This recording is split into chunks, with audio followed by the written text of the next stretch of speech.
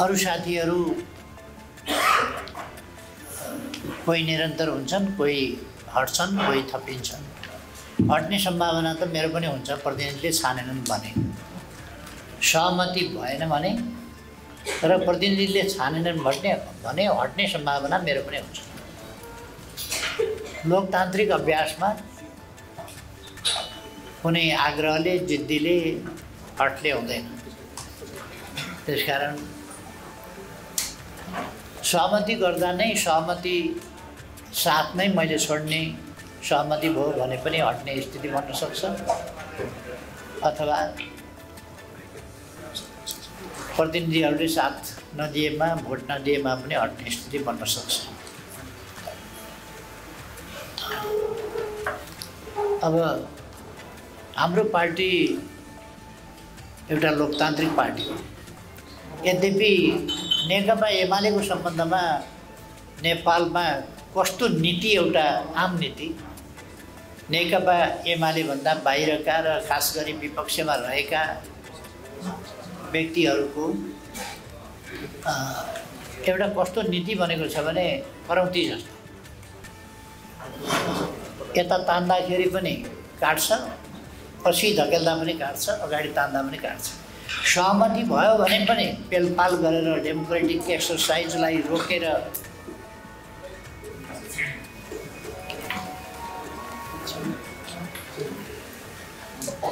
लोकतान्त्रिक अभ्यासलाई रोकेर बलजफ्ती सहमति गराए। सहमतिमा पनि कसैको त फेरि अलिकति भित्र चित्त नबुझिएर राखे पनि हुनसक्छ नि। सहमति भनेको अलिकति थोरै दिनु करकापमै हुन्छ। सम्झाए भने पनि, बुझाए भने पनि, चित्त बुझाए भने पनि, माने भने पनि अलिकति करकापमै हुन्छ सहमति। यथार्थ त्यही। त्यसो भएर अलिकति चित्त नबुझिए त हुनसक्छ मान्छे। तपाईँहरू पनि विभिन्न ठाउँमा चुनावका अभ्यास गरेरै आउनुभएको होला, छनौटका अभ्यास गरेरै आउनुभएको होला। तिनीहरूमा सहमति गर्न अलिकति दबाब दिनै पर्या हुन्छ साथीभाइलाई। त्यसो भएर हामी दबाब चाहिँ त्यति दिन चाहँदैन। दबाब रहित सहमति हाम्रो नीति हो। हामी दबाबयुक्त सहमति होइन, दबाब बिनाको सहमतिको कोसिस गर्छौँ। अर्को, दबाब बिनाको, भेदभाव पक्षपात बिनाको निर्वाचन, प्रतिस्पर्धा, स्वस्थ स्वच्छ प्रतिस्पर्धाको पक्ष। तसर्थ महाधिवेशनमा एउटा बेसरी चर्चा चलाएको छ नि, यो पुनर्गठन हुनु पर्यो, हस्तान्तरण हुनु पर्यो, पुस्तान्तरण हुनु पर्यो। महाधिवेशन भनेकै यथास्थितिका लागि त हुँदै होइन, अलिक फेरबदल गर्नकै लागि हो महाधिवेशन। र क्रमशः नेतृत्व केही प्रतिशत बाहिरिने, नत्र भने त ठाउँै हुँदैन नि त, केही प्रतिशत भित्रिने, यो कुरा हुन्छ। यो या त सहमतिका साथ, बिना दबाब, बिना करकापको, स्वेच्छाको सहमतिका साथ, या त जनताको भनेको मतदाताको अभिमतका साथ त्यसको टुङ्गो हुन्छ।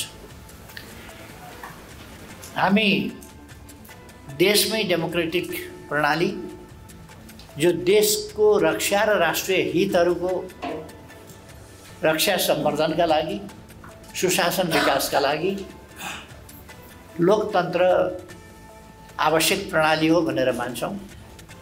र त्यस आवश्यक प्रणालीलाई एउटा थिति र विधि अन्तर्गत लानुपर्छ भनेर मान्छौँ। त्यसमा थिति विधि भनेको अनुशासनभित्रको कुरा हो, अनुशासनको कुरा हो। अनुशासनमा बस्नलाई, राख्नलाई थिति विधिको कुरा गरिन्छ, त्यो कुरा मान्छौँ, त्यसअनुसारको आचरण गर्छौँ। तसर्थ शिवजीले, गाउँलेजीले उठाउनु भएको प्रश्न सहरियाहरूले समेत सुन्ने गरी पुग्यो होला भन्ने ठान्छु त्यसको जवाब।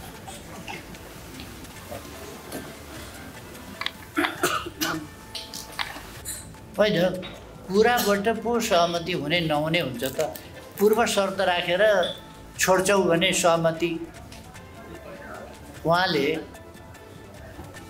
बाहिर होइन मेरो अगाडि मसँग भन्नु पर्यो नि त्यो कुरा। अहिलेसम्म मसँग त उहाँले कहिले त्यसो भन्नुभएको छैन। बाहिर उम्मेदवारी घोषणा गर्नुभएको छ।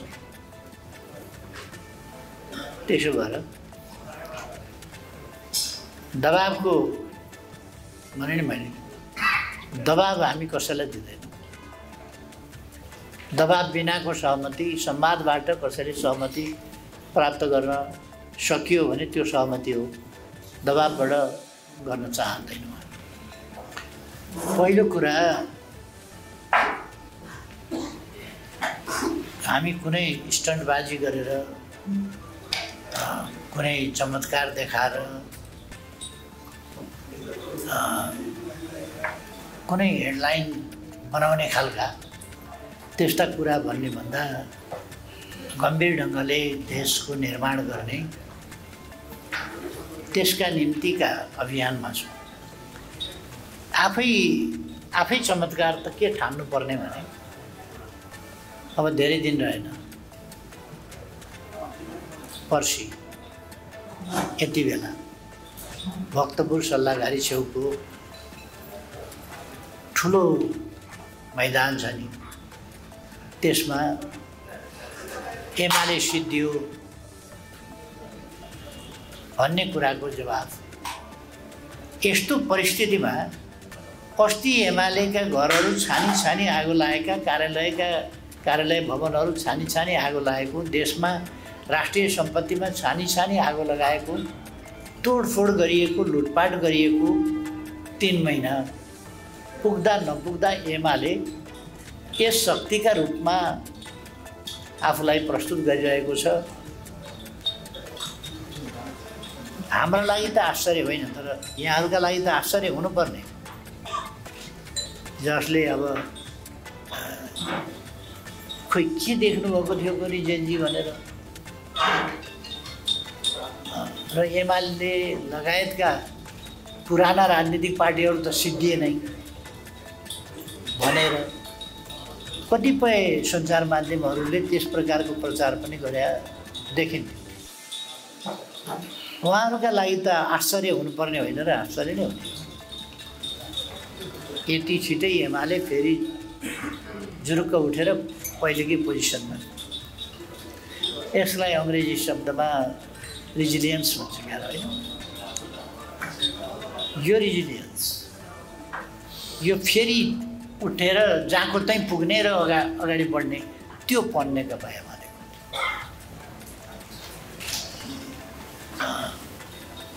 मान्छेले आश्चर्य मान्नुपर्ने गरी नै, दुनियाँ आश्चर्यचकित हुनुपर्ने गरी नै को छ भन्ने लाग्छ। हाम्रा लागि होइन, किन हामीलाई त थाहा छ। हामीले यस्ता राजनीतिक उतार चढावहरू देखेका छौँ। माघ 18 के आश्विन 18 माघ 19हरू पनि देखेका हौँ। म मेरो दाइ जस्तो होइन, म बेग्लै हो। म यहाँ त्यहाँ ताउर माउर पनि देखेका हो। अब अहिले यो फेन्दा टुप्पोको सरकारको पनि ताउर माउर देखिरहेको छ। यो नागपञ्चमीतिर गोबर लाएर नाग टाँसे जसरी कसले ल्याएर टाँसेको सरकार हो। यो दैलामाथि टाँस्छ नि नागपञ्चमी।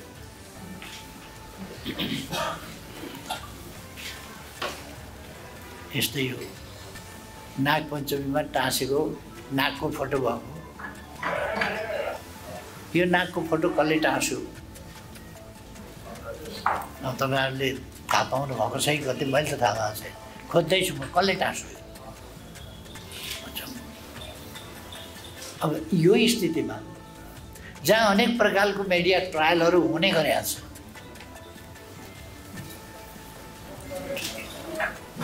त्यसो भएर यस्तो बेलामा नेकपा एमाले यो सबलताका साथ, वैचारिक रूपमा यो स्पष्टताका साथ र यो प्रतिबद्धता, यो सङ्कल्पका साथ अगाडि बढ्नु भनेको फेरि पनि हेडलाइन हुँदैन भने एमालेले हेडलाइन बनाइदिनका लागि कुनै कुकुरको खुट्टा टोक्न जानेवाला छैन। त्यो भयो भने त हेडलाइन भन्छ नि, फलानाले कुकुरको खुट्टा टोक्यो उदमको। हामी त्यस्तो गर्नेवाला छैन। अर्को हिजोको एउटा कलाविहीन नाटकको प्रसङ्ग उठाउनु भएको थियो। त्यो कलाविहीन नाटकको पटाक्षेप कसरी भयो पनि देखे दृश्य सम्झना होला। जति कलाविहीन ढङ्गले नाटकको पर्दा उठेको थियो नि, त्यही कलाविहीनताका साथ पटाक्षेप पनि भएको छ। त्यसमा धेरै भन्नुपर्छ र यो सरकार कुनै यस्ता सम्झौता गर्ने भने प्रणालीका बारे, व्यवस्थाका बारे, केका बारे सम्झौता गर्ने कहाँबाट म्यान्डेट पायो? जनताबाट। कहाँबाट म्यान्डेट पायो? कसैले भोट हालेको छ, चुनेको छ? गोबरलाल टाँस्या होइन, कसले टाँसो थाहा छैन। त्यस्तो सरकारले अनि को बोलायो, कसलाई कागज थमायो, यो कागज लिएर आऊ भन्यो। रिहर्सलमा सिकाएको बोल्दै जाँदा केटाकेटीले बिगारे। जे सिकाएको थियो बोल्दै जाँदा पाठ बिग्रियो क्या, त्यहाँ गडबड हो।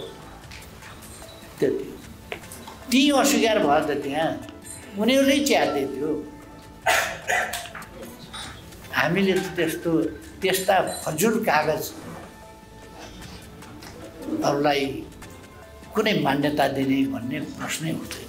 फजुल कागज र यो कलाविहीन भद्दा नाटक।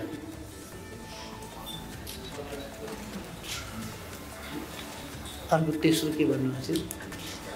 संभावित संसद स्थापना।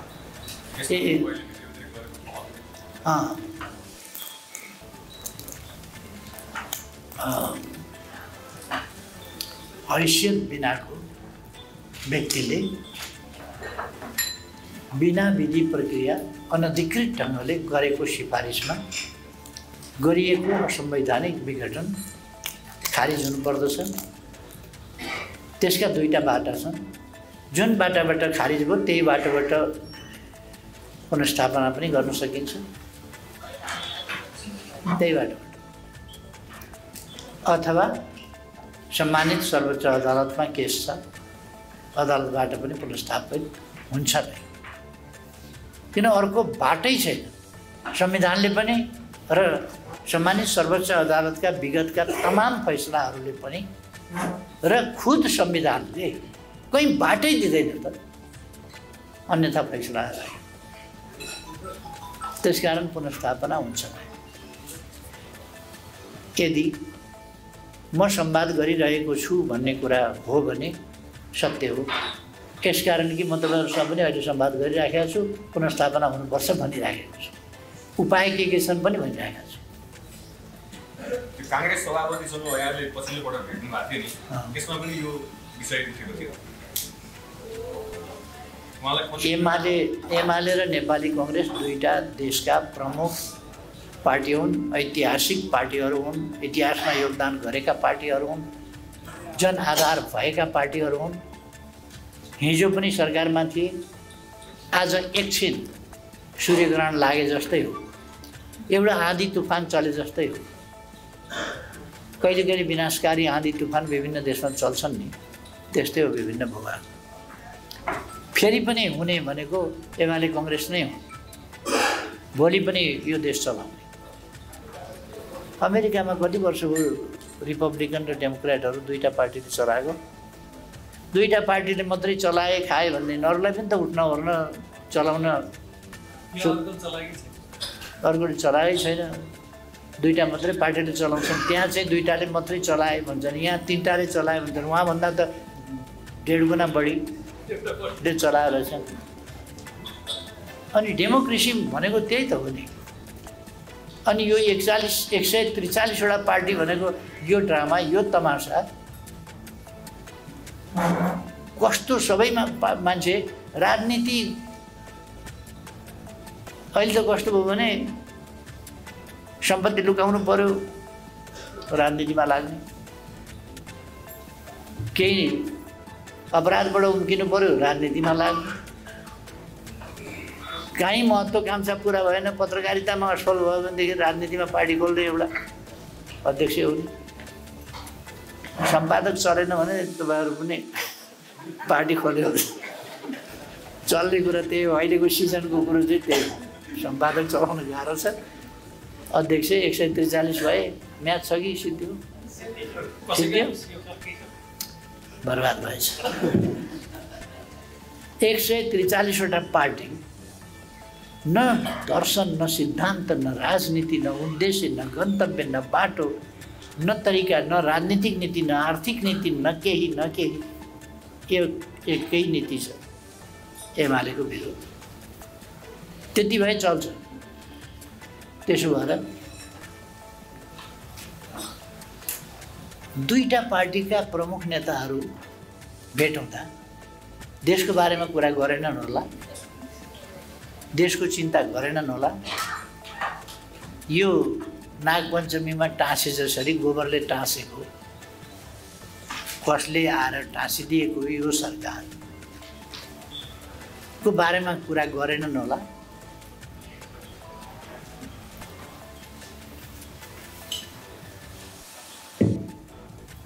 जुन प्रधानमन्त्री रेस्क्यु किन गरेको, किन बचाउनु पर्यो तिनीहरूलाई भनेर भनेको कति शान्तिप्रिय, कति अधिकारवादी, कति मानवाधिकार, कति मानवता, कति मानवीयता, कति जिम्मेवारीपन के रहेछ भन्ने कुरा त त्यहाँ प्रष्टै देखिया छ। अनि कुरा हुँदैन। शेरबहादुर देउबा जस्तो एउटा प्रमुख पार्टीको त्यति पटक प्रधानमन्त्री भएको, अरूले रिस गर्नु बेग्लै कुरा हो, क्षमता रहेछ र त प्रधानमन्त्री हुनु, त देशले पत्याएर झुक्याएर त होइन नि त, झुक्याएर प्रधानमन्त्री भएको होइन नि, पार्लियामेन्टले छानेर प्रधानमन्त्री भएको। पार्लियामेन्टमा जनताले छानेका प्रतिनिधिहरू थिए। अब कसैलाई मन नपर्नु रिस उठ्नु बेग्लै कुरा हो। 143वटा पार्टीमा कङ्ग्रेस र एमाले त भए दुईटा, 141वटा पार्टी मिलेर यी पार्टीसँग लडे हुन्छ नि त, एमालेसँग काङ्ग्रेससँग एक्लै छन् यिनीहरू, लडे हुन्छ नि त। 141वटाहरू मिल, लड, जित, सरकार बनाऊ, कहाँ नाइ भने खालि मैले लामो नगरिकन यस्ता प्रमुख पार्टीका दुईटा प्रमुखहरू भेट हुँदा देशका बारेमा कुराकानी हुनु, देशको परिस्थितिको बारेमा चिन्ता जाहेर हुनु, त्यसको समस्या के हुन्, तिनको समाधान कसरी गर्ने, समाधानको बाटोमा चुनौतीहरू के हुन सक्छन्, के छन्, तिनको समाधान कसरी गर्ने भन्ने विषयमा छलफल हुनु स्वाभाविक।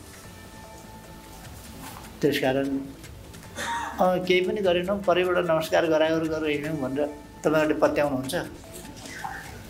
अनि मैले त्यसरी ढाँट्न मिल्छ? त्यस्तो झुट बोल्ने मेरो बानी छैन। त्यसकारण बकाइदा छलफल भयो, अर्थपूर्ण छलफल भयो, त्यसको अर्थ छ, भोलि देखिन्छ। तोरीको बिउ चाहिँ अहिले छर्यो भने अहिले उम्रिहाल्छ, बकुल्ला रोप्यो भने उम्रिँदैन क्या हो भनेपछि पछि गएर बकुल्ला निस्किन्छ। हामीले बकुल्लाको बिउ रोपे जसरी रोपेका छौँ नि, त्यो कुरा तोरी उम्रिए जस्तो त्यो भोलिपल्ट उम्रिँदैन, पर्सिपल्ट उम्रिँदैन। बकुल्ला बिउ जस्तो उम्रिने भएन, बिग्रिएछ क्यार भनेपछि अति भयो, उम्रिएन भनेपछि बल्ल उम्रिन्छ। त्यो त रसाउनै समय लाग्छ, त्यो प्रकट हुन टाइम लाग्छ। अलिक प्रोभोकिङ खालको तपाईँको प्रश्न छ, उनीहरूलाई पदाधिकारी पनि बनाउने कि युवाहरूलाई केन्द्रीय समितिमा मात्रै चित्त बुझाउने भनेर केन्द्रीय समितिमै आउन सबै त आउनुहुन्न, आउन मुस्किल छ। नेकपा एमालेको केन्द्रीय समिति 143वटा बनाएका अहिलेको पार्टी जो बनाएको छ नि, लहर खुल्याएको छ, त्यस्तो होइन। नेकपा एमाले एउटा पुरानो इतिहास बोकेको पार्टी हो। यस पार्टीको केन्द्रीय सदस्य हुनु भनेको अब अहिले खोलेका पार्टीहरूका त कति अध्यक्ष भएका छन्। न यहाँले नाम जान्नुहुन्छ, न मैले जान्दछु, न अरू कसैले जान्दछ, न घरिघरि सम्झिएर त्यो हाम्रो पार्टीको नाम के अरे भन्न बेर छैन। त्यस्तै पार्टी त होइन नि नेकपा एमाले भनेको। यो त यहाँ त खारिएका माझिएका थुप्रै साथीहरू छन्। तपाईँले एउटा नयाँ पत्रकारलाई पत्रकारितामा प्रवेश गराउँदा पहिले सम्पादक बनाएर सुरु गर्नुहुन्छ कि पत्रिकामा प्रवेश गराउनुहुन्छ? अनि के नयाँलाई हेप्ने? तपाईँहरूले सम्पादक चाहिँ आफै खाने, सम्पादक चाहिँ अरूलाई हुन नदिने, नयाँ आउनेलाई हेप्ने, नयाँ पुस्तालाई हेप्ने। अब त्यसो भएर हाम्रा युवाहरू सक्षम छन्, त्यसै कारण प्रतिनिधि आएका छन्। नेकपा एमालेमा प्रतिनिधि पर्नु भनेको असाधारण कुरा हो। अध्यक्ष हुनलाई त केही छैन, एउटा 5 जनाको पार्टी खोलो, निर्वाचन आयोगमा लगो, दर्ता गरिदियो, के गर्नु, केही छैन। भएन भनेदेखि सिडिओ कहाँ लगेर दर्ता गर्यो, 7 जना चाहिन्छ क्या। अब यस्तो ढङ्गले खोलिएको पार्टी त यो होइन। यसमा सक्षम युवाहरू छन्। यसमा प्रतिनिधि छानिनलाई नै लगभग 20 वर्षभन्दा बढी काम गरेको हुनुपर्छ, 10 वर्ष सदस्यता प्राप्त गरेकै हुनुपर्छ, धेरै काम गरिकन सदस्यता 10 वर्ष अगाडि काम गरेको हुनुपर्छ। त्यसकारण हामी कुनै बहकाममा छैनौँ, लैमा छैनौँ। यो आजको भोलि थपक्क जहिले प्रतिनिधि भइहाल्यो भन्ने होइन। कम्तीमा 10 वर्ष काम गरेका छन्, सदस्य भएर काम गरेका छन् र मात्रै सदस्य प्रतिनिधिमा परेका छन्।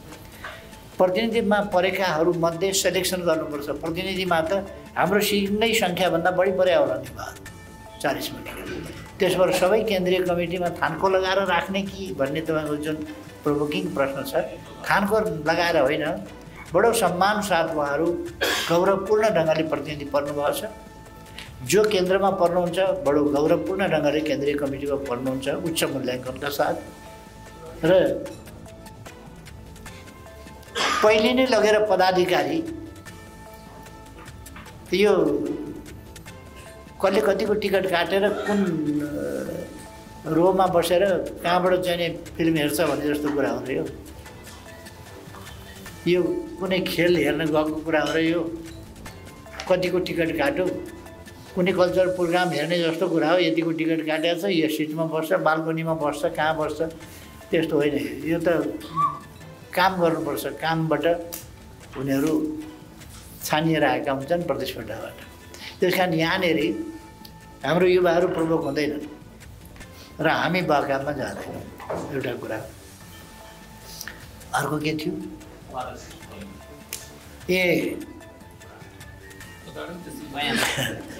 उपाध्यक्षज्यूलाई किन सन्चय भएन मलाई थाहा छैन, उहाँलाई नै सोध्नुपर्छ। बयान दिन जाने नजाने मेरो कुरा हो नि। के कानुनी व्यवस्था छ त्यस सम्बन्धमा मैले पनि हेरेँ होला नि। त्यस बापत कुनै सजाय भोग्नुपर्छ, के गर्नुपर्छ भने मैले गर्छु होला। उहाँहरू के चाहनुहुन्छ भन्ने कुरा त उहाँहरूले रिपिटेडली मिडियामा बोलेका कुराबाट प्रष्टै छ त। प्रधानमन्त्री सुशीला कार्कीजीको र मैले रिपिटेडली भनेको छु, प्रधानमन्त्री सुशीला कार्कीजीको मनसाय उहाँको र वरिष्ठ उपाध्यक्षजी लगायतका मेरा मित्रहरूको चाहना त एउटै छ नि। र मलाई जनताले माया गरेका छन्, विरोधीहरूले लखेटेका छन्। विरोधीहरूले माया गरेर न म यस ठाउँमा छु, न उनीहरूले विरोध गरेर सिद्ध्याएको छु, हुन त सिद्ध्याइसकियो भन्ने ठान्छन्। तर म चाहिँ हावा भर्या भकुण्ड जस्तै हो, जति बढी जोडले पछार्यो त्यति बढी माथितिर जान्छु। त्यस सम्बन्धमा उहाँलाई किन त्यो टेम्परामेन्ट आएको हो, उहाँ किन त्यस जिद्दीमा र उहाँको गुट किन त्यो जिद्दीमा लाग्यो त्यो मलाई थाहा छैन। त्यसो नगरे अब हुन्थ्यो, पोलिटिक्स गर्दा राम्रो हुन्थ्यो।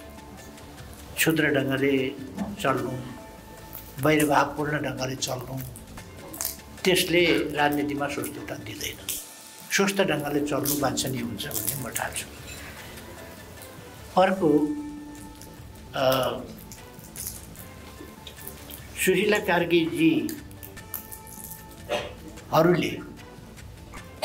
जुन सम्झौता भनेर ड्रामा गर्नुभयो त्यति सोझो हिसाबले भन्दा मात्रै त्यो टुङ्गिन्छ र भनेर मैले धेरै के नभनेको भने उहाँ नै असंवैधानिक हुनुहुन्छ। उहाँ अन्तरिम सरकार पनि होइन, असंवैधानिक सरकार,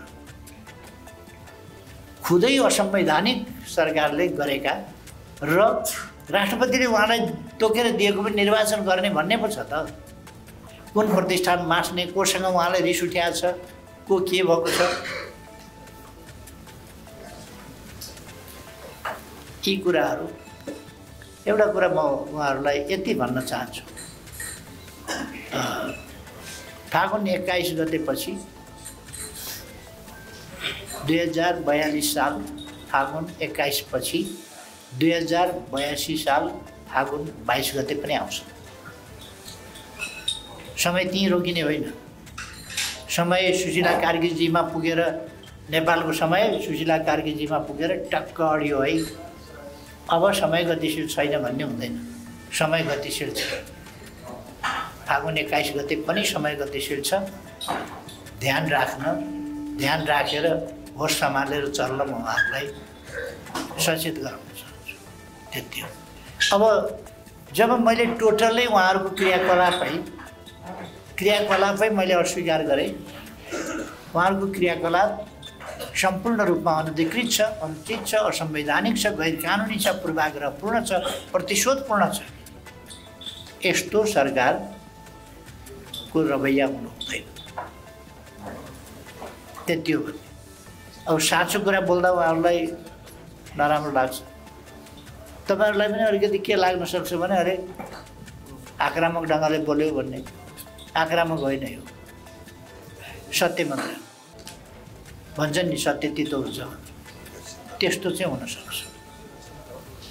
त्यस कारण उहाँको कुरालाई मैले त्यो सम्झौताका दफाहरूमा पसिरहनु पर्ने केही छँदै छैन। अब यो पनि अनुमान नगरौँ, मुसा घरमा पसेपछि नि पायो भने सुट पनि काट्छ, थाङ्नो पनि काट्छ। के काट्छ भन्ने के अनुमान जे पनि हुन्छ। तपाईँले अत्यन्त शिष्ट मर्यादित भाषा, उनीहरूको भाषा संशोधन गरेर यहाँ प्रस्तुत गरिदिनु भयो। के लखेटिने रहेछ कि के भन्ने छ। उनीहरूले त्यस्तो होइन, भाग्यो नि भगाइयो नि भनेका छन्, भगाउँछौँ भनेका छन्। म कहिले सिंहदरबार गर्थेँ, कहिले बालुवाटार गर्थेँ। बाहिर जाँदा मुकाम अन्त पनि हुन्थ्यो र भागेको जहाँसम्म कुरा गरेँ। मैले अस्ति एउटा अन्तर्वार्तामा हुँदा भाग्न त कौरवहरूले, दुर्योधन, शकुनी र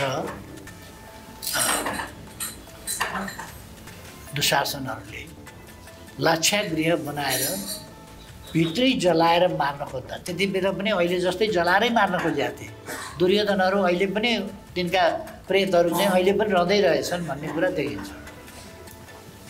उस बेला पनि लाक्षागृहभित्र हालेर पाण्डवहरूलाई डढाएर मार्न खोजेका थिए। एकतिरबाट आगो लगाए उनीहरू अर्कातिरबाट भाग्थे। भागेकै हुन् पाण्डवहरू, कातर भएर भागे होइन, बुद्धि पुर्याएर भागे। बहादुर भएर चाहिँ नि हातमा धनुबाण समातेर गदा लिएर साहसका साथमा जल्छु तर भाग्दिनँ भनेको भए जल्थे, जल्न हुँदैन थियो। त्यस्ता परिस्थिति पनि आउँदो रहेछ। दुष्टहरूको घेराबन्दी तोड्न पर्दो रहेछ, त्यस्ता प्रयासहरूलाई असफल पार्नु पर्दो रहेछ जस्तो पाण्डवले पारेका थिए। तर यसमा उनीहरूले भगायौँ भने पनि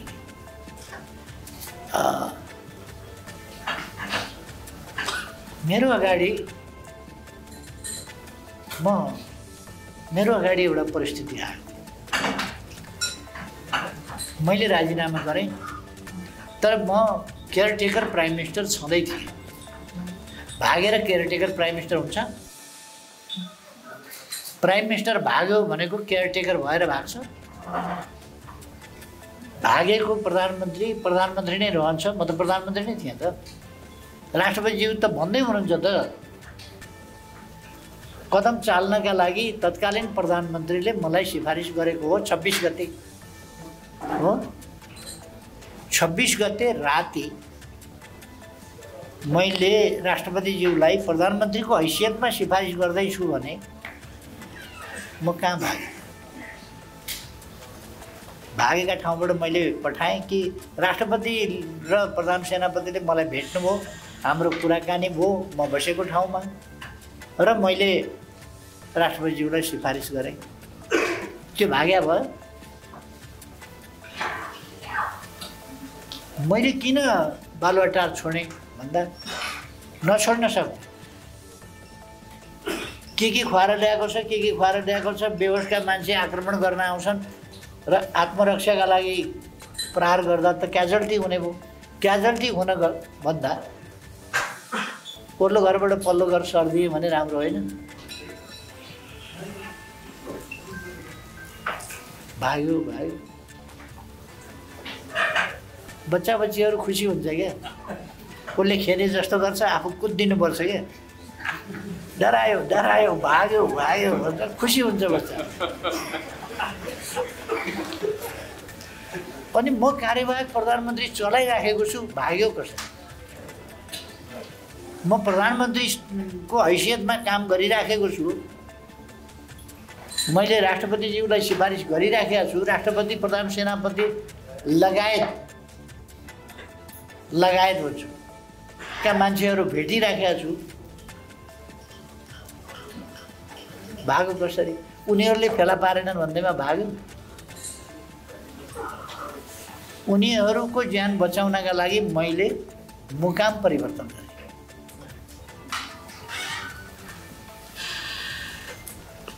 अनि भाग्यो। यस्तो कुरा तपाईँहरूले पनि फेरि त्यही कुरा पनि भाग्यो भनेर प्रधानमन्त्रीको हैसियतले काम गरिराखेको छ, प्रधानमन्त्रीको हैसियतले सिफारिस गरिराखेको छ, प्रधानमन्त्रीको हैसियतले भेटघाट गरिराखेको छ, राष्ट्रपतिलाई सिफारिस गरेको छ, राष्ट्रपति भेटेको छ, प्रधान सेनापति भेटेको छ, अरू साथीभाइहरू भेटेको छ, विभिन्न साथीभाइहरूलाई भेटेको छ, भेटघाट चलिराखेको छ। अनि भाग्यो भन्ने कुरा यो तपाईँहरूलाई पनि पत्यार छ भने, अनि भाग्या मान्छे यस्तै हुन्छ त। कुन देश गएको थियो? अन्त्य गएको थियो, भाग्या थियो। भारत गएको थियो, चीन गएको थियो, अमेरिका गएको थियो, रुस गएको थियो, कतै गएको थियो।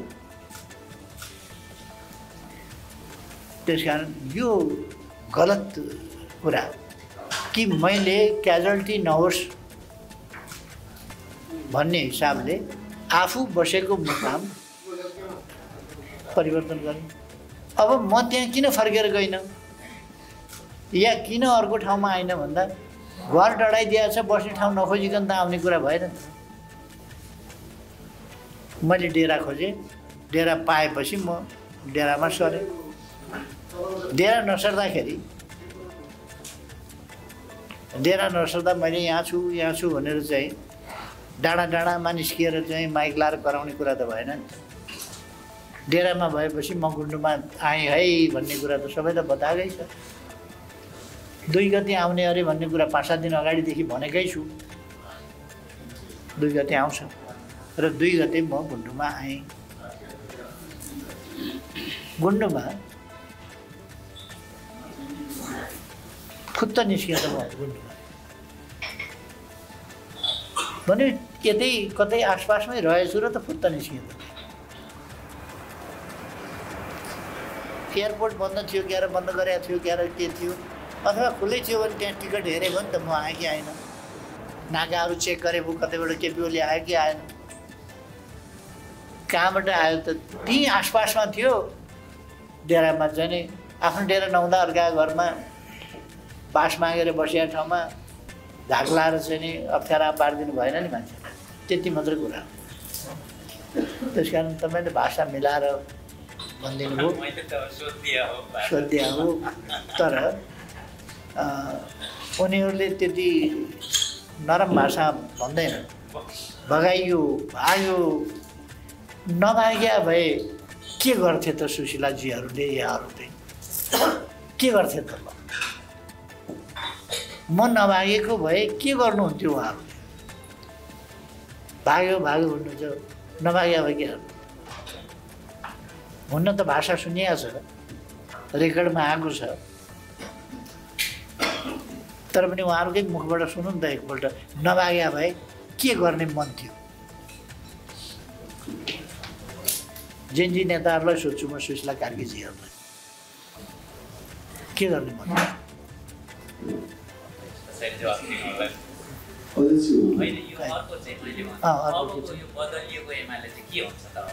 होइन, एमाले खासै बदलिएको छैन। एमाले देशप्रति निष्ठावान थियो, छ, यसको निष्ठा अझ सुदृढ बनेको छ।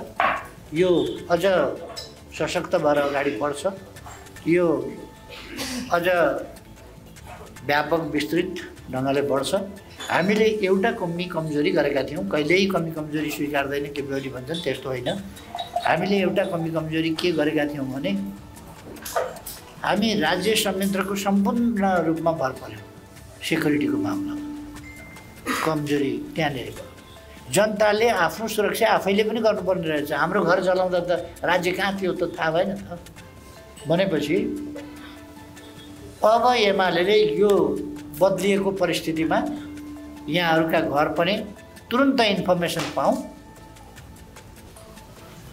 हामी सुरक्षा गर्छौँ। तपाईँहरू पनि ढुक्क भएर कलम चलाए हुन्छ, सेल्फ सेन्सरसिपमा जानु पर्दैन, ढुक्कले कलम चलाउनुहोस्। कसैले फोनसोन गर्यो भने पनि डराउनु पर्दैन, धम्काउँदा पनि डराउनु पर्दैन। ती लुकेर सिधा कोडेर फोन गर्नेहरू हुन्, अगाडिबाट कसैले केही गर्न सक्ने स्थिति हुँदैन। एमाले तयार छ। एमाले आफ्नो मात्रै रक्षा होइन, देशकै रक्षा गर्छ।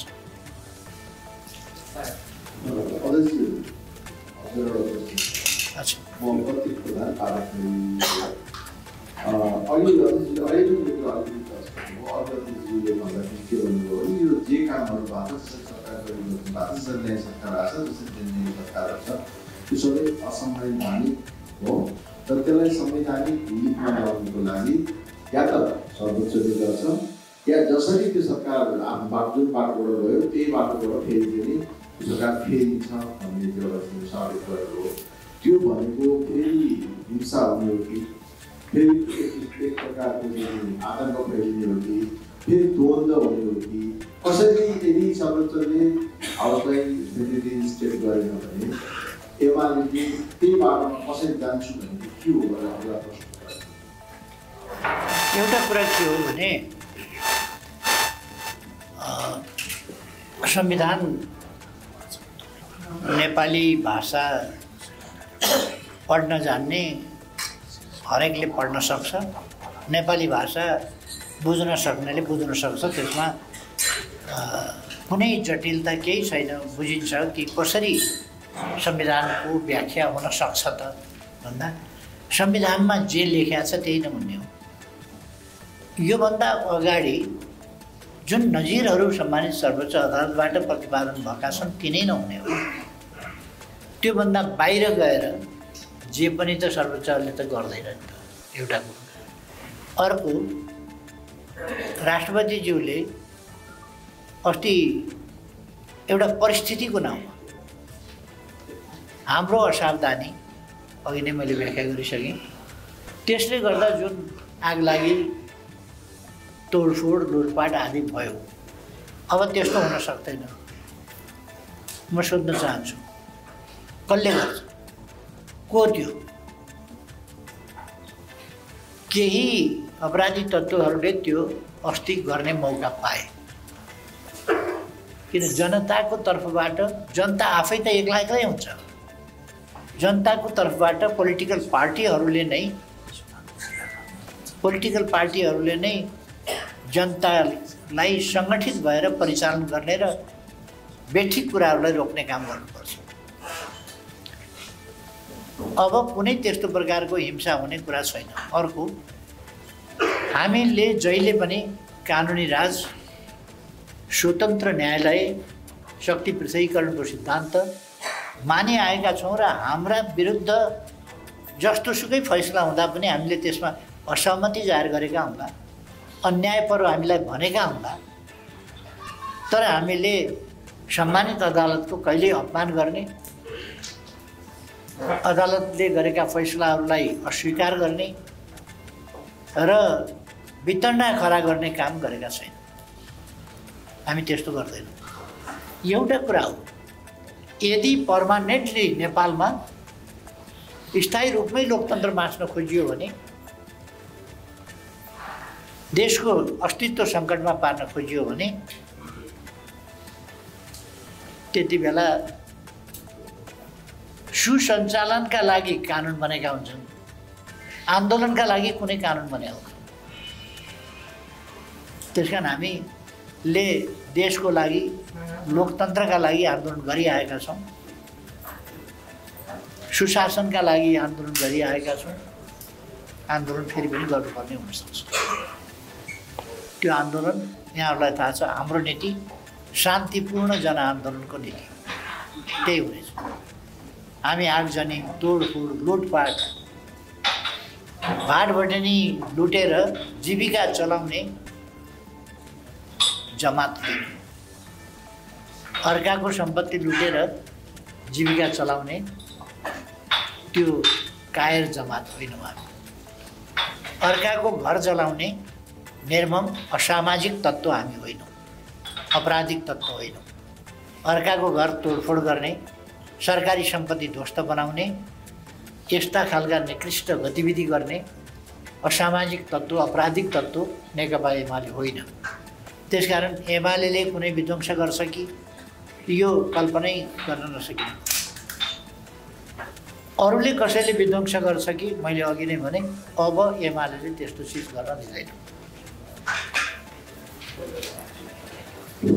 नेकपा एमालेको 11औं महाधिवेशन भनेको पुनर्जागरणको, पुनर्स्थापनाको, पुनर्जागरण भन्नाले जनतामा आएको नैराश्यतादेखि लिएर अन्यल भ्रमदेखि लिएर ती सबै कुराहरूलाई पराजित गर्ने र जनतामा पुनः जागृति आउने, राष्ट्रभक्ति, देशको प्रेम, राष्ट्रिय सम्पत्ति भनेको हाम्रो हो भन्ने भावना, यो सबै आउनु पर्यो नि। यो पुनर्जागरण, नेपाली संस्कृति, नेपाली सभ्यता, नेपाली मन, नेपालीपन त्यो आउने। अहिले जे देखियो महिमा मण्डन, जो आगजनी, तोडफोड र लुटपाटलाई महिमा मण्डन गर्न खोजिँदैछ, त्यो दुःखद कुरा हो।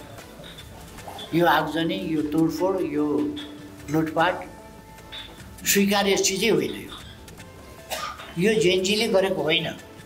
जेनजीले त मैले भनिराखेको छु, जेनजीले त 23 गते बिहान एकछिन गरेका थिए सगरमाथा के अरे के होटल, एभरेस्ट होटलको अगाडि आउँदासम्म उनीहरूले गरेका थिए। त्यसपछि उनीहरूले आफै हाइज्याक भयो हाम्रो मुद्दा, हाम्रो आन्दोलन, हामी सफल भएका छौँ यहाँसम्म, अब हामी फर्किन्छौँ, हाम्रो सिद्धियो भनेर उनीहरूले विसर्जन गरेर फर्किया हो। त्यसो भएर यो उनीहरूले गरेको होइन। जेएनजीले गरे होइन, अपराधी तत्त्वहरूले गरेको। त्यसलाई आन्दोलन क्रान्ति भनेर त्यस्ता सकारात्मक शब्दहरूले सम्बोधन गर्न वा त्यसको गुणगान बखान गर्न सुशीला कार्कीजीहरूलाई सुहाउला, किनभने उहाँहरूले त त्यसको बिचरा मौरीले मह लगाए काट्ने त उहाँहरूले गर्नुभयो नि त, घारै रित्याउनु भयो नि त उहाँहरूले त्यो आगजनीबाट फाइदा लिएर। अनि आफै त्यो प्रतिफल चाहिँ आफू लिने गर्नुभयो नि त। त्यसो भएर उहाँहरूलाई सुहाउला, अरूलाई सुहाउँदैन।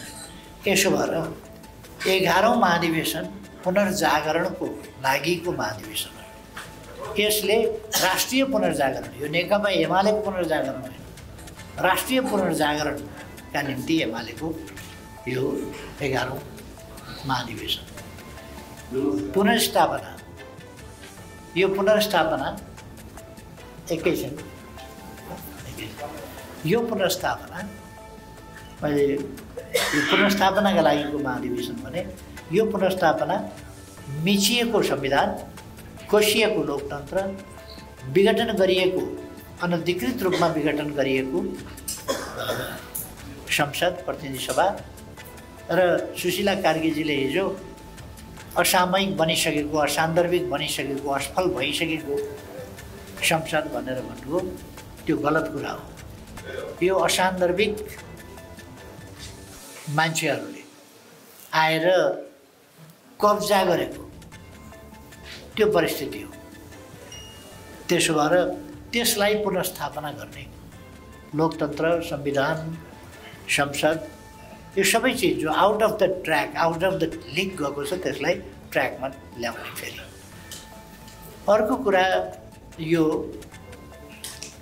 नयाँ ढङ्गले एउटा राष्ट्रिय एकताका साथ राष्ट्रलाई बडो व्यक्तिलाई विखण्डन गर्न खोजिएको छ, अनेकतामा लान खोजिएको छ। त्यसलाई राष्ट्रिय एकताको धारामा, त्यस भावमा ल्याउने र शान्ति पुनर्स्थापना गर्दै सुशासन र विकासको बाटोमा देशलाई तीव्रताका साथ फेरि अगाडि बढाउने यी सङ्कल्पका लागिको यो महाधिवेशन। यस महाधिवेशनले फेरि राष्ट्रिय भावना भनेको सिमानाको मात्रै कुरा होइन। संसद भवन किन जलाउने? अराष्ट्रिय भावनाले त हो नि हाम्रो संसद चाहिँदैन भनेको। अन्त कङ्ग्रेस चाहिने, सिनेट चाहिने, लोकसभा चाहिने, राज्यसभा चाहिने, जनकाङ्ग्रेस चाहिने, के चाहिने? हाम्रो देशमा जनप्रतिनिधि संस्था, जनप्रतिनिधिहरू हुन नहुने, पोलिटिकल पार्टीहरू हुन नहुने भनेको अराजकताको वकालत गर्ने, पृष्ठपोषण गर्ने कुरालाई हामीले अन्त गर्न खोज्यौँ। यो राष्ट्रिय भावना भनेको यी सबै चिजमा राष्ट्रिय भावना हुनु पर्यो। यसभित्र राष्ट्रिय भावना देखिएन, देश प्रेम देखिएन, राष्ट्रिय सम्पत्तिलाई आफ्नो सम्पत्ति देखिएन। केही मान्छे झुक्याएर नेपाली नागरिकता लिएका नकली नागरिक वा अरू नै तत्त्वहरू घुसपैठ गरेका होला, तर आम रूपमा त नेपालीहरू नै लुटपाटमा कुदेको देखियो। यो लुटपाटको संस्कृति, लुटपाटको क्रियाकलाप, लुटपाटे मती यो नेपाली मती होइन। दुःख लाग्छ नेपालीहरूको अन्तर्राष्ट्रिय रूपमा लुट्दै गरेको, सामान बोकेर कुद्दै गरेको, भाग्दै गरेको सबै सिद्धिएपछि कोही त कोक फेन्टाका बोतल बोकेका छन्, कोही बियरका बोतल बोकेका छन्, कोही स्याउका दाना बोकेका छन्, त्यही पनि नछोडेर कुदेका छन्। अर्काको धन सम्पत्तिमा लोभ गर्ने, अर्काको धन सम्पत्ति लुटेर कुद्ने, जस्तो सङ्ग्रहालय जस्ता चिजहरू पनि बनाइएका चिजहरू तिनबाट सामान लुटेर लाने, व्यक्तिका सम्पत्ति लुटेर लाने, उद्योग धन्दा खत्तम पार्ने, उद्योग धन्दा ध्वस्त पार्ने, यो देशलाई अगाडि बढाउन खोजिया हो। अनि सुशीला कार्कीजीहरू कलाविहीन भद्दा नाटक भनेको त्यही हो।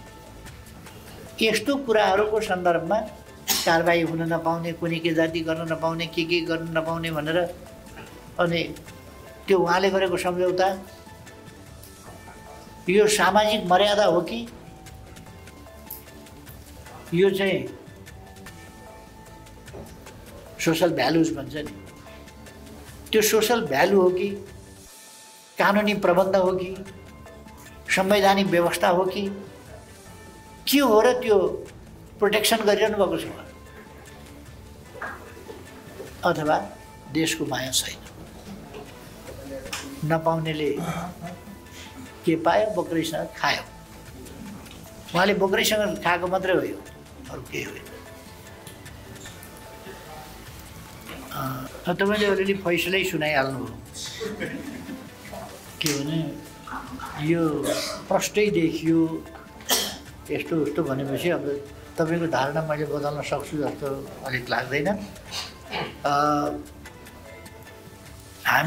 हाम्रो विदेश सम्बन्ध र परराष्ट्र नीति यो बहुतै स्पष्ट छ। यसमा संयुक्त राष्ट्र सङ्घको बडापत्र अहिले आधुनिक कुरा गर्ने हो भने पञ्चशीलका सिद्धान्त नामका सिद्धान्त मैले फेरि थप दोहोऱ्याइरहनु परेन। सार्कको चार्टर लगायत अरू अन्तर्राष्ट्रिय रूपमा हामीले पक्ष बनेर सहभागिता जनाएका सन्धि सम्झौता आदि र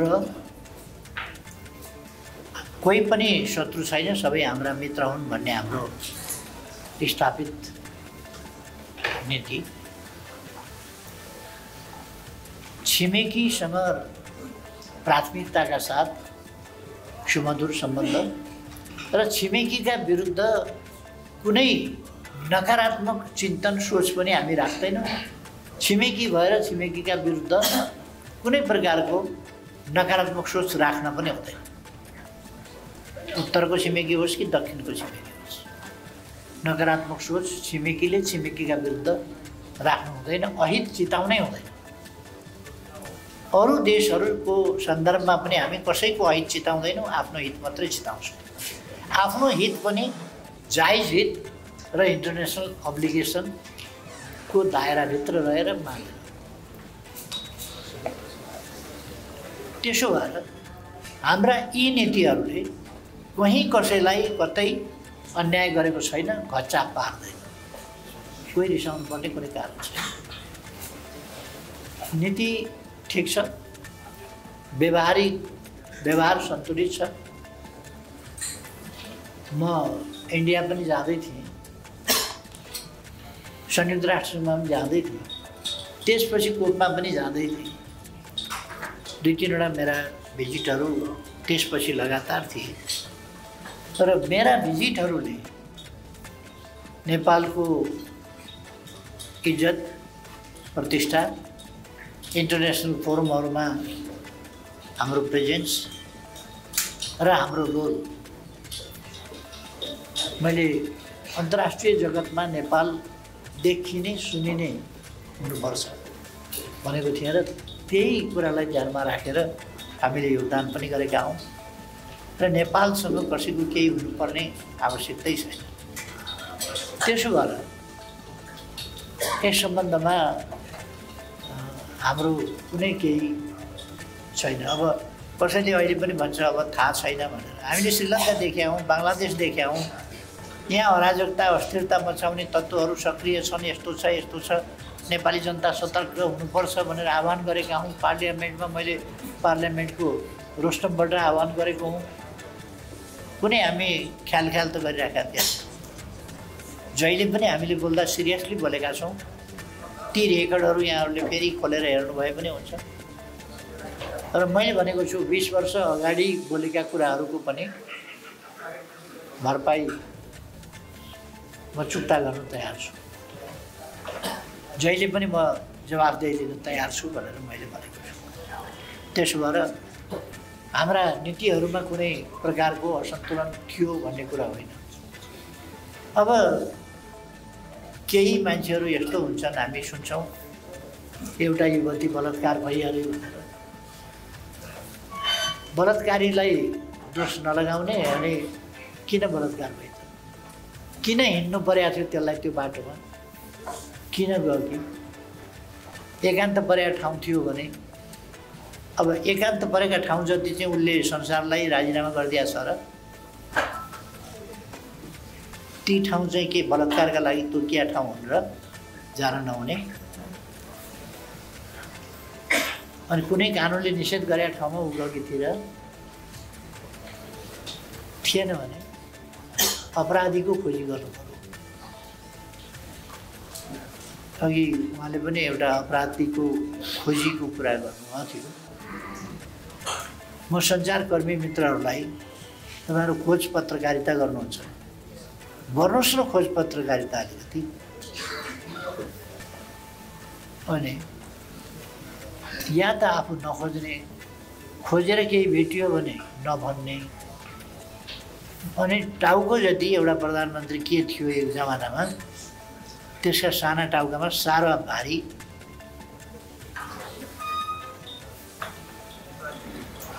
नबगाए पनि हुने हो जस्तो लाग्छ। यति अब त धेरै कुराहरू आइगयो साथीहरूलाई अलिक झोकै चलिसकेको रहेछ मसँग झोक बोक्न पाइन्छ।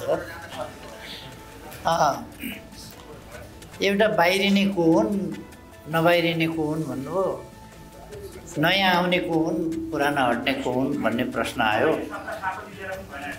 ठिक छ यहाँ गुनी बैगुनी भन्ने कुरा छैन। जसले बढी भोट ल्याउँछन् जित्छन् ती रहनेछन् जसले बढी भोट ल्याउँदैनन् ती रहँदैनन्। यो मेरो कुरा होइन प्रतिनिधि छानिसकेको छ प्रतिनिधिको कुरा हो। त्यसकारण यस कुरामा मैले योभन्दा बढी के भन्नु। अब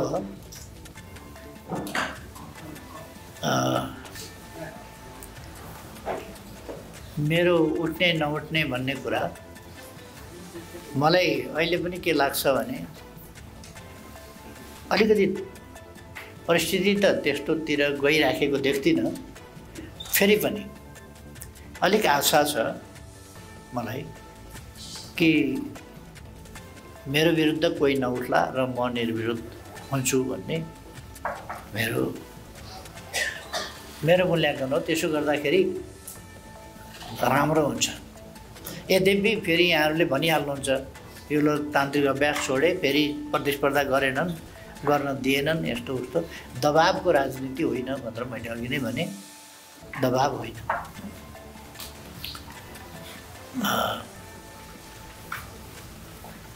अर्को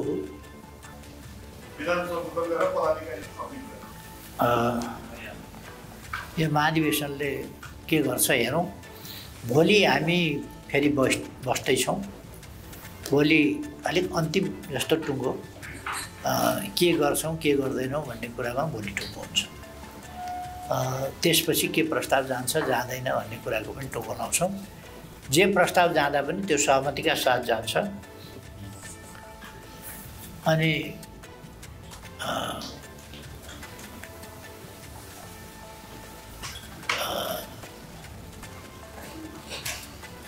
एउटा खेलकुदबाटै सुरु गर्नुभएको थियो क्या अघि खेल्छन् ब्राजिलले जित्छ भने जस्तै। एमालेको अध्यक्ष को हुन्छ एकपल्ट भनिदिनुहोस् त। ब्राजिलले जित्छ अन्तिममा होइन एमालेको अध्यक्ष को हुन्छ। अहिले अब भवितव्यको कुरा त के भन्न सकिन्छ। तर सबैलाई थाहा भएको कुरा मैले भनिरहनु पर्दैन। सबैलाई भनेको हाम्रा प्रतिनिधिहरू सबैलाई थाहा भएको कुरा भनेको उहाँहरूले फैसला गर्ने कुरा हो। अब पत्रकारहरू त त्यो एकदमै जानकार हुन्छन् पहिलेदेखि भनिदिन्छन् ब्राजिलले जित्छ। पत्रकारलाई त थाहा हुन्छ यो कसले जित्छ थाहा पनि छ। त्यस कारण चित्त बुझिराखेको छैन अवस्था त्यही।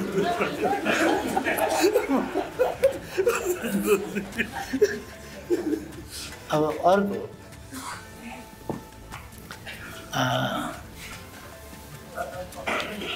यो खेलमा नि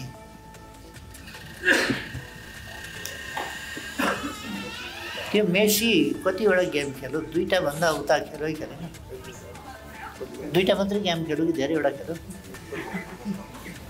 दुईटा मात्रै गेम खेलेर छोडे त अर्काले गोल्डन बुट पाउँथ्यो नि त। आखिर उसले नखेलेको हो त अर्काले पाउनु त निश्चित, कसैले त पाउँछ नि त गोल्डन बुट बढी गोल लाएर। म पनि खेल्न छोड्छु नि, अलिपछि पर्खिनुहोस् न, म पनि खेल्न छोड्छु नि त। हरेकले खेल्न छोड्छ नि त। हामीसँग थुप्रै अग्रजहरूले खेल्नुहुन्न त अहिले। बिपी कोइराला हुनुहुन्थ्यो, मनमोहन अधिकारी हुनुहुन्थ्यो, कृष्णप्रसादजी हुनुहुन्थ्यो, गणेश मानजीहरू हुनुहुन्थ्यो, उहाँहरू कहाँ खेलिरहनु भएको छ? खेल्न नसकेपछि त आफै छोड्छ नि त। मेसीले पनि सधैँ खेल्ने होइनन् नि, समय आउँछ। त्यसर्थ म्याराथनमा भाग नलिदेऊ, तिमीले भाग लिएर चाहिँ स्वर्ण पदक सधैँ लगिदेऊ, हामीलाई छोडिदेऊ भनेर उचित हुँदैन। 3 पल्ट होइन 7 पल्ट कुदेर 7वटा स्वर्ण पदक लिन पाइन्छ।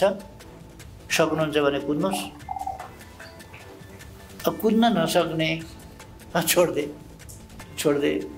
नखेल्नु भने के कुरा गरे? दुई अवधिको कार्यकाल त कटाइयो त विधानमा। कटाइयो त खेल्न सक्ने भएपछि कटाउँदैन।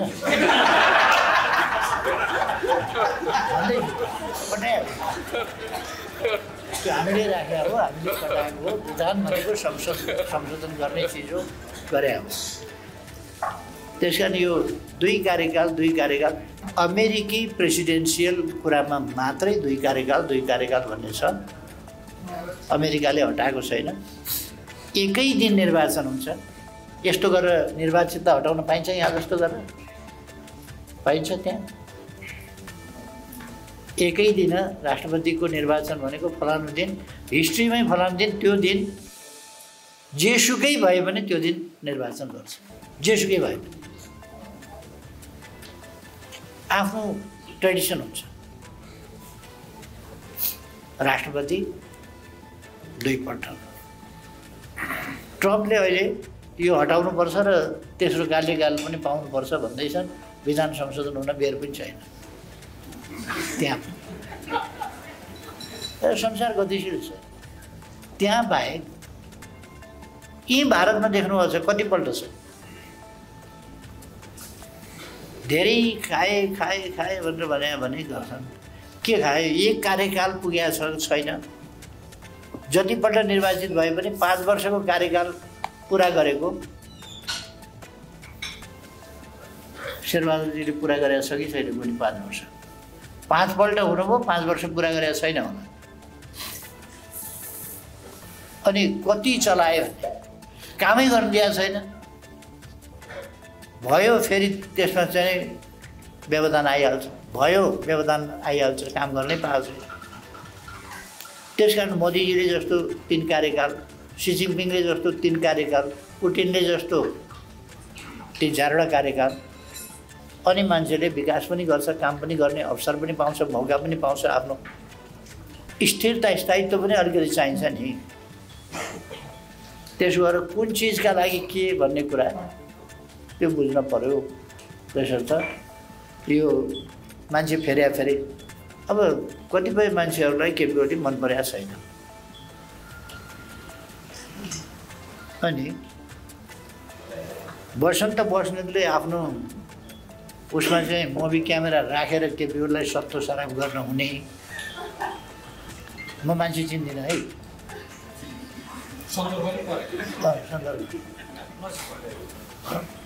सत्तो सराप गर्न हुने। अनि केपी ओलीले चाहिँ केही भनिहाल्यो भने तपाईँको चाहिँ यस्तो भाषा सुहाउँछ भन्ने। आफ्नो भाषा हेरौँ न भन्ने चाहिँ फेरि वसन्त बस्नेत होइन है, छेउको मान्छे हो। भाषाको कुरा गर्ने। तर हामीले पोलिटिकल कुरा गर्दा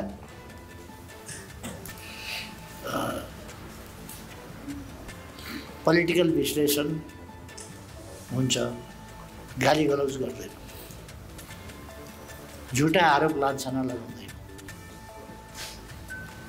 त्यो नेकपा एमालेको एउटा स्ट्यान्डर्ड छ, गाली गलौज नगर्ने, झुटो आरोप लान्छना नलाउने त्यो एउटा हाम्रो आफ्नो कल्चर हो। तर पोलिटिकल्ली हामी आफ्ना कुराहरू सशक्त ढङ्गले राख्छौँ, एकदमै स्ट्रिक्टली राख्छौँ।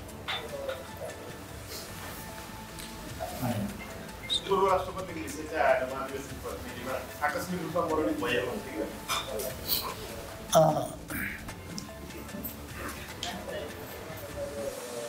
पूर्व राष्ट्रपतिजी दलीय राजनीतिमा खिचातानीमा एउटा सेरेमोनियल भनेको चाहिँ के हो भने कार्यकारी भनेको आलोचना काम पनि गर्छ, आलोचनाको घेरामा पनि पर्छ। सेरेमोनियल भनेको सम्मानित हो, आलोचनाभन्दा माथि हो, आलोचना पनि गरिँदैन, विवादमा पनि तानिँदैन, त्यस्तो खालको पद हो। उहाँ त्यसै गरी बस्दाखेरि राम्रो हुन्छ। कुनलाई शुभकामना दिन जाने, कुनलाई नदिन जाने भन्ने पनि कुरा होला। त्यसो भएर अर्को कुरा, उहाँ अहिले राजनीतिमा प्रवेश गर्छु भनिरहनु भएको छ। राजनीतिमा प्रवेश नगरी मदन भण्डारी फाउन्डेसन चलाउनु भएको छ। मदन भण्डारी फाउन्डेसनको कार्यालय कसैले सदुपयोग गरेको भए बेग्लै कुरा हो,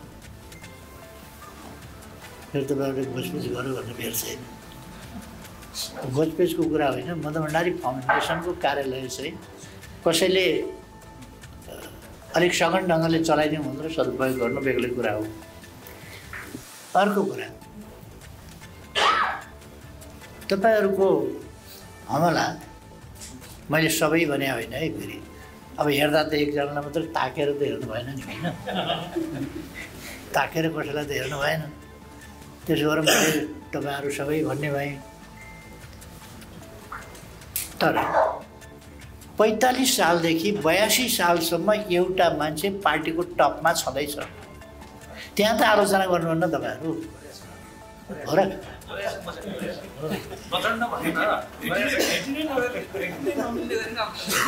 अच्छा, अब उहाँ चाहिँ उहाँको पनि जति पनि केपिबलले गरेर उहाँ त उपाध्यक्ष, महासचिव, सचिवहरू सबैलाई खारिज गरेर सम्पूर्ण अधिकार आफ्ना हातमा लिएर संयोजक भएर चाहिँ चलाउनु भएको छ। अध्यक्ष पद त त्याग गर्नु भने उहाँले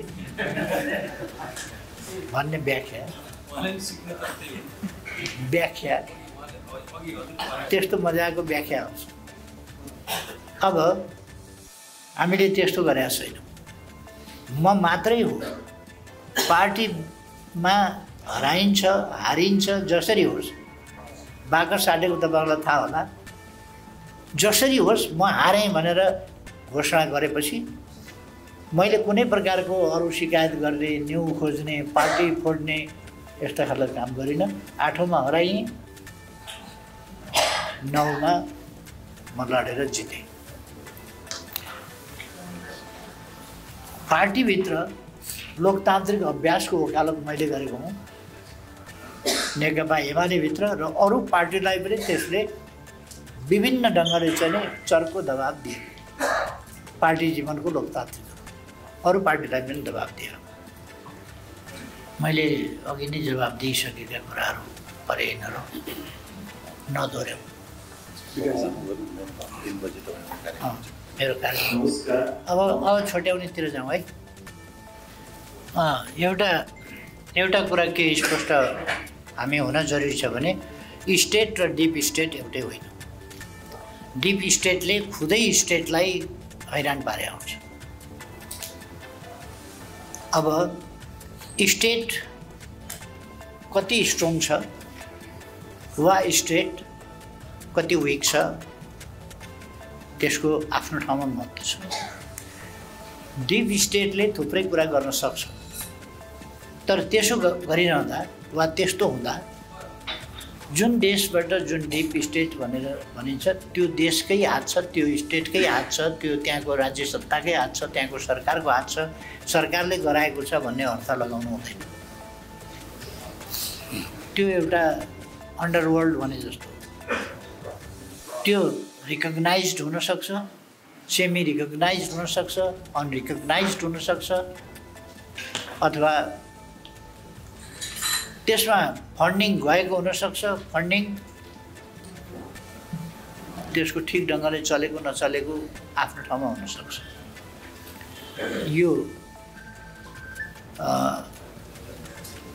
जतासुकैको पनि डिप स्टेटको कुरा हुनसक्छ।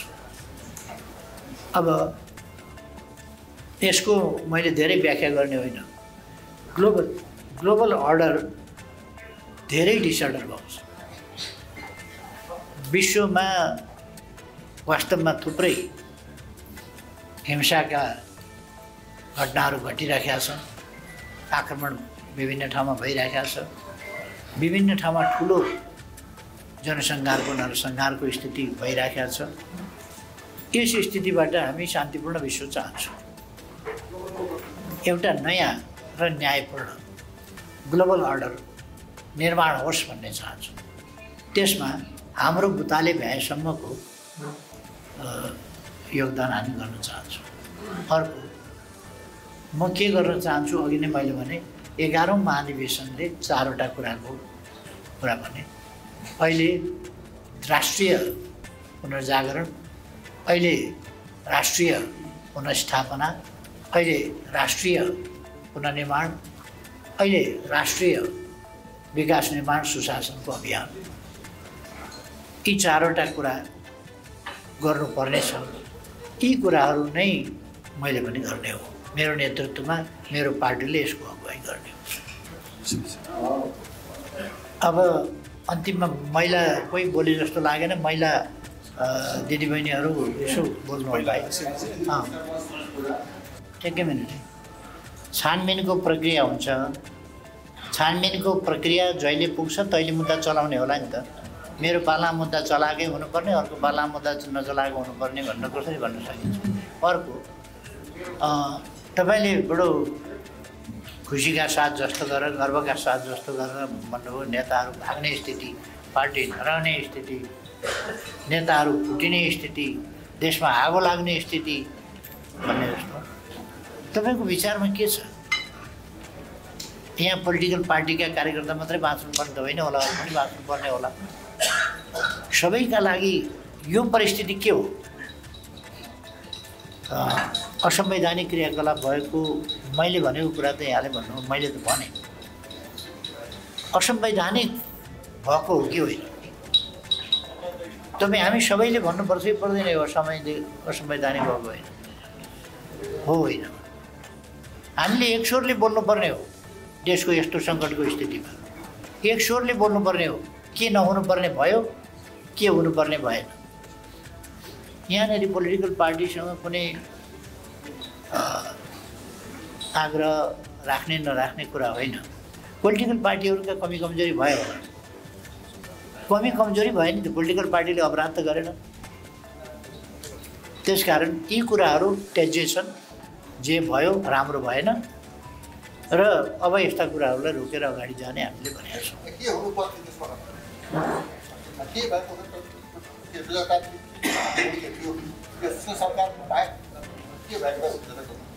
संविधान अनुसार चल्थ्यो। त्यहाँ संविधान त लेखेकै छ नि। मैले नयाँ संविधान त दिन खोजेको छैन नि। संविधानमा जे थियो किन थिएन? उपद्रव गर्न मिल्छ कसैले? आतङ्क गर्न मिल्छ कसैले? अलिकति जम्मा हुने बित्तिकै बदमासी गर्न मिल्छ कसैले? आगो लाउन मिल्छ कसैले? 50-60 जना भएपछि सिंहदरबार जलाउन मिल्छ कसैले? त्यो उपद्रव हो। त्यो उपद्रव गर्नुहुने थिएन। त्यो उपद्रव फेरिदेखि यस्ता कुराहरू नहुन् भनेर त्यस्तालाई इन्करेज नगर्न, डिस्करेज गर्नका निम्ति हामी सतर्क हुनुपर्छ र त्यस्तो अपराधलाई नियन्त्रण गर्नुपर्छ, कारबाही गर्नुपर्छ। यो कुरा आजदेखिको होइन। यो कुरा लगभग भन्ने हो भने 1960 को दशकदेखि यो चलेको छ। यस्ता थुप्रै कुराहरू थुप्रै ठाउँहरूमा हुने गरे। 1965 मा इन्डोनेसियामा भयो, 73 पुग्दाखेरि चिलीमा भयो, अरू विभिन्न ठाउँमा भए। तर यो लडाइँ पुरानो हो र फेरि आएर 1980 को दशकमा यसलाई तीव्रता दियो र 90 को दशकमा यसले निकै सफलता पनि पायो र हौसियो पनि। ती सबै जङ्क्चरहरू पार गरेर हामी अगाडि बढेका छौँ र हामी अगाडि बढ्छौँ। अब कम्युनिस्ट भनेर के कारण हो त्यो म बुझ्दिनँ। नामसँग वैरभाव हो कि कामसँग वैरभाव हो कि के कारणसँग वैरभाव हो? हामीले देशको विकास गरिरहँदाखेरि किन टाउको दुख्ने? नदुख्यो भने हो नि त। हामीले कुनै नराम्रो काम त गरेका छैन। रियलाइजेसन गर्दैन खालि भन्ने साथीहरूको जुन छ, अघि उहाँले पनि रियलाइजेसन नगरेको कुरा उठाउनु भएको थियो। केमा रियलाइजेसन गरेन? के गल्ती गर्यो? के अपराध गर्यो? त्यो तोकेर भन्नुभयो। अनि मौका मिल्दाखेरि त मान्छेहरू त प्लट्ट रङ बदलेर उफ्रिन्छन् नि त अलिअलि। तर के गल्ती गर्यो भनेर तोक्न चाहिँ सजिलो छैन। के गल्ती गर्यो होइन त्यो कुरा। सुरक्षा निकायभित्र लोकतान्त्रिकरण भनेको वाहियात शब्दावली हो, यो चाहिने कुरै होइन। अब के सेना चुनावबाट आउने? प्रमोसन प्रतिस्पर्धा चुनावबाट हुन्छ? त्यहाँ जङ्गी सङ्गठनमा लोकतन्त्र होइन, अनुशासन हुन्छ त्यहाँ। त्यसको आधुनिकीकरण हुनुपर्छ। आधुनिकीकरणले सबै कुरालाई समेट्छ। आधुनिकीकरण हुनुपर्छ। त्यो देशप्रति वफादार, जनताप्रति वफादार, त्यो अनुशासनप्रति, आफ्नो कर्तव्यप्रति वफादार, त्यसलाई वेल ट्रेन, वेल इक्विप्ड गर्ने, त्यसलाई ह्युमन राइटका कुराहरू बताउने र एक्सेसिभ फोर्सको प्रयोग नगर्ने कुरा बताउने आदि कुराहरू हुनसक्छ। त्यो मोडर्नाइजेसनको कुरा हो। वेल इक्विप्ड गर्ने, वेल ट्रेन गर्ने कुरा, वेल डिसिप्लिन्ड ढङ्गले चलाउने कुरा। तर सेनाको डेमोक्रेटाइजेसन, सशस्त्र प्रहरीको डेमोक्रेटाइजेसन आदि कुराहरू अब मेरो विचारमा योग्य मान्छेहरू त्यो कामका लागि योग्य त्यहाँ छानिन्छ। त्यसमा सेलेक्सन हुन्छ, योग्य मान्छेहरू छानिन्छन्, त्यसका क्राइटेरियाहरू तय गरिएको हुन्छ। Education, health, body weight, height, अरू चिजहरूका मापन गरिएका हुन्छन् र उसको स्टामिना डेभलप गरिन्छ। स्टामिना कति छ त्यो हेरिन्छ, स्वास्थ्य कस्तो छ त्यो हेरिन्छ, श्रवण शक्ति कस्तो छ, नेत्रज्योतिको स्थिति के छ, सबै हेरिन्छ। त्यसो भएर त्यसका मापदण्ड, लोकसेवाका मापदण्ड र त्यसका मापदण्ड फरक हुन्छ। त्यसको नियुक्ति, बढुवा, सरुवा, त्यसका कामका आफ्ना प्रकृति हुन्छ। त्यसकारण डेमोक्रेटाइजेसन भन्ने कुरा नै भाँड्ने कुरा हो। त्यसकारण म त्यो शब्दावलीसँगै उपयुक्त होइन भन्छु, सहमत छैन। ऋषि धमलाले केही सोध्दा म ताक्छु मुडो, बन्चर ताक्छ घुँडो जस्तो। म खोज्छु ऋषि धमला जस्तो मान्छे श्रीमतीको नाममा अर्कै पार्टी खोलेर के गर्नु।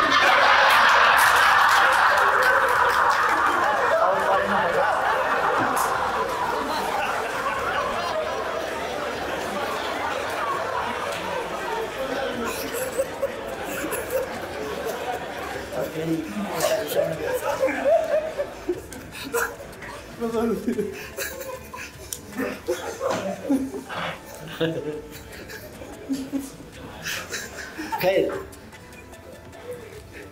होइन, ऋषि धमलाले ठिक कुरा गर्नुहुन्छ, ठिक कुरा गर्नु। जवाफ आइसक्यो नि त, कम्प्लिटै जवाफ। Thank you. अरू कसैको केही सोध्नु छ साथी?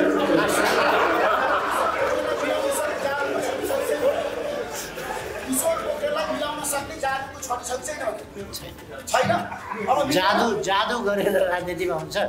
यहाँ जादुका सिट, जादुका नम्बर भन्दा भन्दै चाहिँ बिग्रिन्छ। जादुको कुरा गर्नु हुँदैन राजनीतिमा। खै अब टुङ्ग्याउनुतिर लाग्नु। ल लास्ट है, यो मैले पहिले नै दिइसकेका जवाफभित्र पर्यो। पहिलो प्रश्न पनि पहिले पनि यही ठाउँमा सम्पादकज्यूहरूसँग कुरा हुँदाखेरि मैले काफी छलफल गरिसकेको कुरा हो। त्यसमा फेरि समय लिएर खर्च नगर्नु भयो। दोस्रो कुरा अघि भर्खरै मैले डिटेलमा भनिसकेँ, त्यसकारण फेरि त्यसमै फर्किएर नजाउँ होला। अब सम्पादकज्यूहरूको बहुमूल्य समय मैले धेरै खर्च नगर्ने काम गर्दा नै राम्रो हुन्छ होला। टाइम पनि महाधिवेशनतिरै छौँ, पर्सि महाधिवेशनको उद्घाटन छ। त्यसो भएर अहिले सबै साथीहरूलाई धन्यवाद